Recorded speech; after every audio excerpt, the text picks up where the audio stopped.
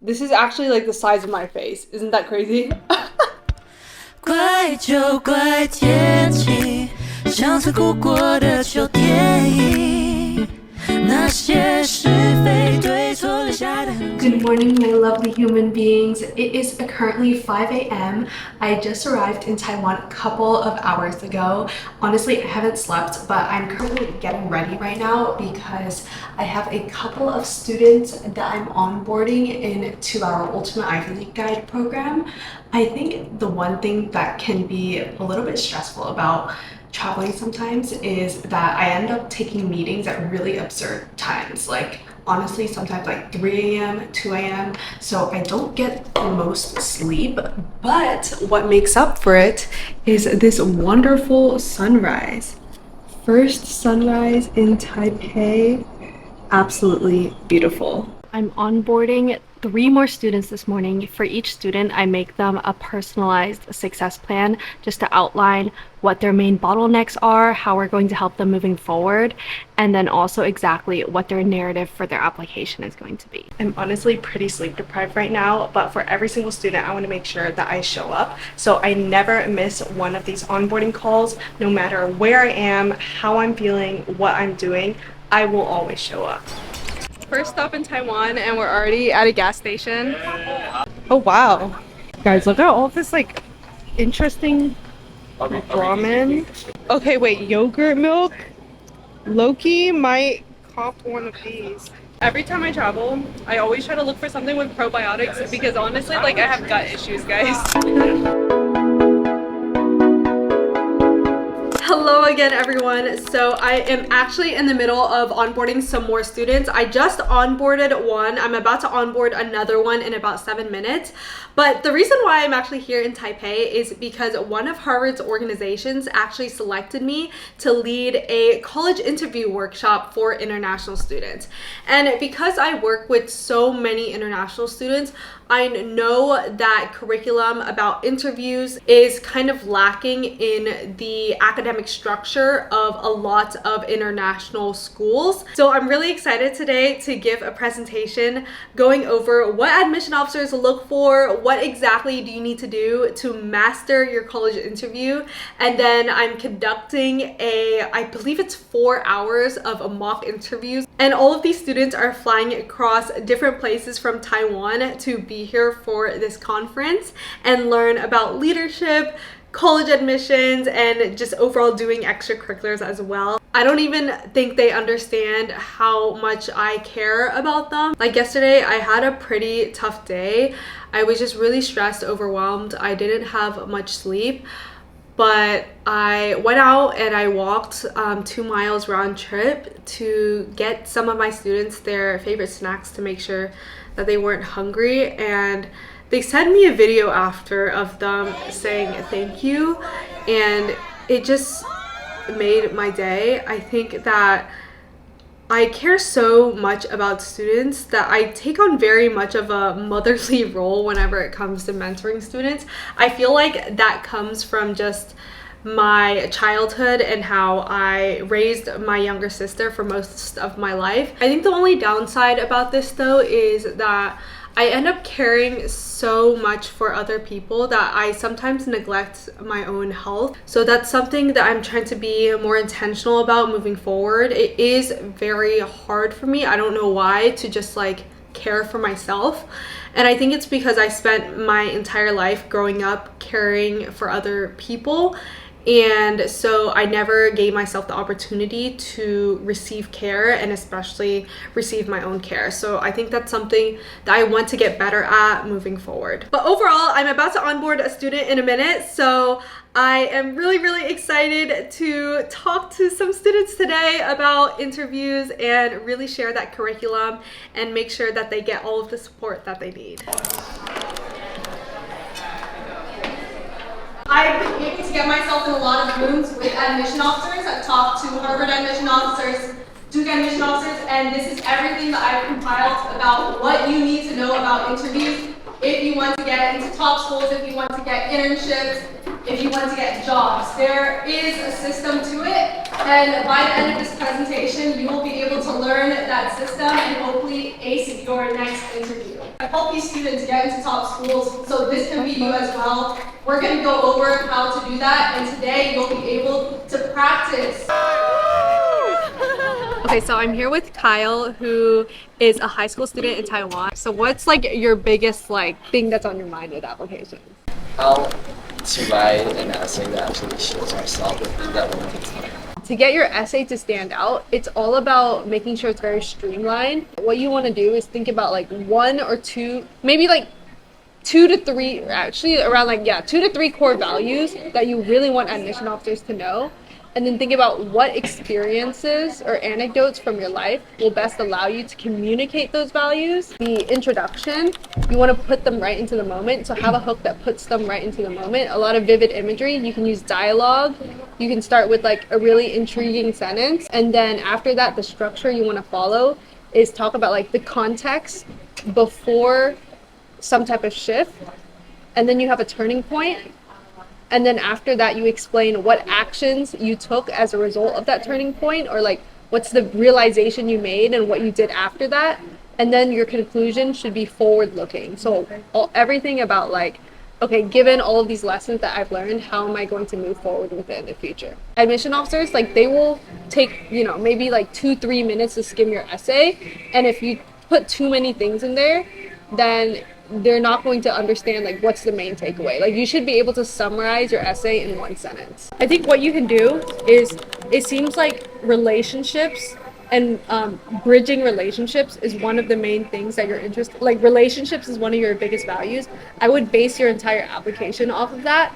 And then for a supplemental essay about your academic interest in anthropology, how I would structure it is the introduction, kind of put us in a moment of one of your biggest memories, maybe a conversation you had whenever you're connecting with someone, or something that someone said to you. You can have dialogue. Just put us in the introduction, and then after that, then you kind of detail that moment, whenever you first got interested in anthropology, where were you, what was happening, who did you talk to, what did you learn, and then chronologically progress. So after that moment, then how did you continue to pursue that value of relationship building? So how did you continue to learn different people's stories? What did you do during high school? I know you're doing sports and stuff. So maybe even in your sports, how are you building relationships? And then at the end, then you talk about okay, this is why I want to pursue anthropology, because it allows me to take 1 step further with this value I have for relationship building. And this is how I'm going to continue that value into college. Each single school has different institutional priorities and different values. So for example, one of the main values that Stanford looks for is entrepreneurial risk. Harvard looks a lot for leadership, advocacy, social justice. Columbia really likes creativity, diversity, inclusion. How you can figure out what these colleges, what values they're looking for, is look at their mission statement, go through their social media, look at what types of students they're posting and what types of events or things that they're featuring. And then also you can look at their supplemental essay prompts as well. So for example, this past year, Harvard added a supplemental essay prompt about navigating challenges or disagreements, which gives you a signal that they are looking for students' ability to engage in positive discourse or hard conversations with students. Oh my gosh. Wait, yeah, take a picture. KFC egg tarts. So this one is the regular egg tart, and then Bettina, which one did you have? I think brown sugar, right? But Can I have a bite? Low key. Yeah, you want to take a bite? What is this? What's I'll take a picture. It's really. wait, that one's I way kind better. of want. No. This one is good. I think it that looks one good, might it be does too look sweet, good. right? I'm gonna do a little American side. Let me try it. You're just gonna redo it, spit it out, do it again. Okay. This is very good. Can I have Actually. some? Can I have some? It's spicy. It's Can I sweet. have some? Can I It's have some? garlicky. What's not to love? Put that on the belly. So we're currently here at Sanxia Old Street, and there's lots of fruit vendors outside. We're headed to a famous dessert place. It's super hot, but there's a lot of great, vibrant energy here. And I've been able to try a lot of really exotic fruits as well. So I tried this sugar apple, which was really good. And then I love these. I just bought this giant mango and it's actually bigger than my face. This is huge. This is literally heaven for me because mangoes are my favorite fruit. Oh my gosh. How is it? Pretty good? Yeah, it's quite good. It's very refreshing. Traditional street food here as well. So I just came back from the gym and I showered and I have all of the fruits here that I got from the market. But the only issue is that I realized I don't have any silverware with me. I also don't have a knife as well. But I do want to try these. So all I have is a pair of chopsticks. So we're going to see if we can make this work. I think I will try the cherries first though. Just because like the person that was trying to sell these to me, they were like telling me these were gas. So these are pretty big.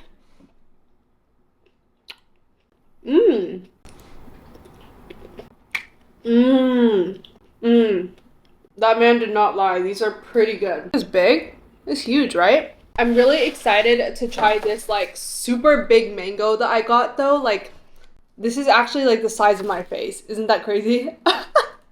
I don't know if you guys have ever tried to cut a mango with chopsticks, but that is what we are going to try to do here. Let's see. Oh my god. How do I do this? I feel like I've been preparing for this my entire life. Oh my gosh. So whenever I was talking to a few of my students, they mentioned to me that one of the biggest bottlenecks that keeps them from achieving their goals is because they actually have a lot of fears that are tied to their goals. So, you know, the fear of disappointing their parents, letting people down, the fear of like, what if I take this risk and it fails and now I'm shamed upon by my friends and family. And so one thing that I did with them yesterday, and I think it's really, really helpful if honestly, so one thing that I did with them yesterday, and honestly, I do this a lot in my own life too, and I encourage you guys to do as well, is we did a workshop on fear setting. And this was a method developed by, I believe, Tim Ferriss. Please correct me if I'm wrong, but it was like a TED Talk. It was the concept of fear setting, which is whenever you have these big goals, a lot of the times what keeps you from trying to achieve these goals is because you have a lot of fears tied to it. So what you do is write down the fears, right? So I had my students write down like 3 to 5 fears that are keeping them from achieving all of these big goals. And then from there, I had them divide their paper into 3 columns. And in the very first column, it was prevent. So how do you prevent this big fear from happening? And I had them really think about like, you know, with this goal that you have in mind, what can you do to prevent this fear from happening? And then after that, then in the middle, I had them write repair, which is given the hypothetical situation that this fear does happen, what can you do to repair the situation, right? And so they started to brainstorm like solutions, like even if this fear did come true, like maybe I failed this business that I was trying to start, or I disappointed my parents, like what can I do to repair this fear that I have? And then the third thing that I had them journal down was, even if this fear did happen, like what lessons or skills or experiences are you getting out of it? So helping them really try to reframe the way that they saw their fear. And I think this kind of really helped them flesh out like this fear that I have isn't as big as I thought it was going to be. And I shouldn't let this fear keep me from trying to achieve all of the goals that I want to achieve. So I think fear setting is a really good practice to do maybe every month in your life. I honestly do it a lot more than goal setting. A lot of the times I think that if you make your goals like the threshold for your happiness, then there's a gap between where you are and where you want to be. And so a lot of the times that is how dissatisfaction arises. Alternatively, that's why I do fear setting, because in that way, I know that I don't want my fears to happen, and so I move in the opposite direction, if that makes sense. At the same time though, like you do want to recognize you don't want to only be ambitious by running away from your fears. You do want to be purposeful and think about like really why are you achieving your goals? Why are you moving towards this vision that you have for your future?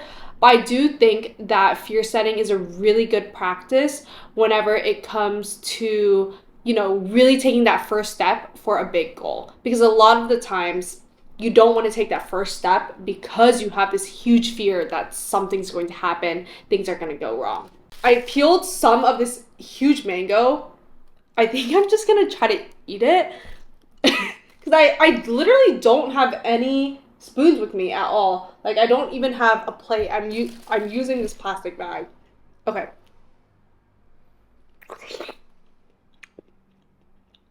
Mmm. That's really sweet. Mmm. So good. Wait, I'm actually probably gonna eat like at least half of this. Mmm. So good. I decided to do a mini side quest. We are currently now at Taipei 101. This is like the building I've been seeing all over social media and Instagram. It is a lot taller than I thought. Guys, we are at Din Tai Fung. Huge. Let's go. So excited. This is gonna be my first ever Din Tai Fung soup dumpling. Oh